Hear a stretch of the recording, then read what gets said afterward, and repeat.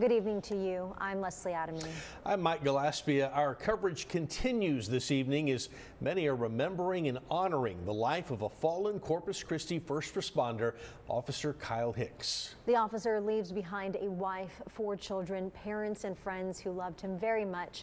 He was shot in the line of duty on Saturday, and it was yesterday that Corpus Christi police announced his passing. It was in the early morning hours of this past Saturday when Officer Hicks and other officers responded to a domestic disturbance at an apartment complex on the city's south side. That's where the suspect shot Hicks. He was killed when the other officers returned fire.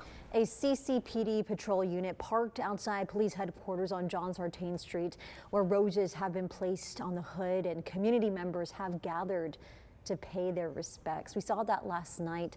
In the days Officer Hicks was in the hospital, support and messages of hope and prayer poured in from every which way, from near and far, and we see that continue today. Just hours ago, there was a very emotional and powerful procession that made its way from Corpus Christi Medical Center Bay Area called the Walk of Honor.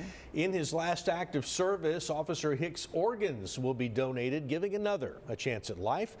A very somber gathering today of fellow law enforcement agents, hospital personnel, and more. 3 News' Josh Maxwell was there covering that procession. He joins us live tonight from CCPD headquarters, the site of a growing memorial. He has more from today's events. Josh? Mike, Leslie, if you were part of our 3 News Now live coverage a couple of hours ago, then there's no doubt that you saw the outpour of community support for Officer Kyle Hicks as residents came to show their support. And you can also see that right now at this car, where you can see a family and father and children putting flowers that have handwritten notes and just loving notes for Officer Hicks and his family as they navigate this difficult time. Now, I do want to show you video of the procession as we witnessed it today.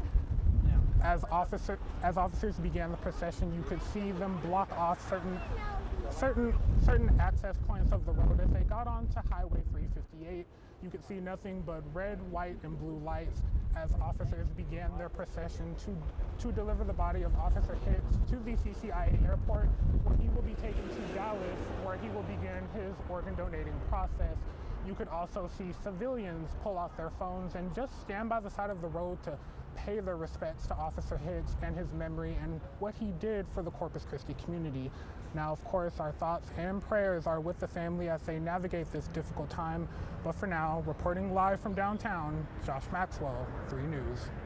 All right, Josh, thank you so much for that live reporting. We are going to be joined live again with Josh on 3 News at 6 tonight. Now, Mike, I know you were live as part of that coverage on our 3 News Plus coverage while all of that was happening. A lot happened, and anything in particular that especially stuck out to you?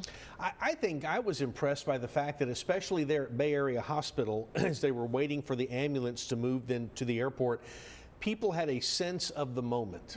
They understood what was going on. Many times in situations, you'll see people pull out cell phones and try to record.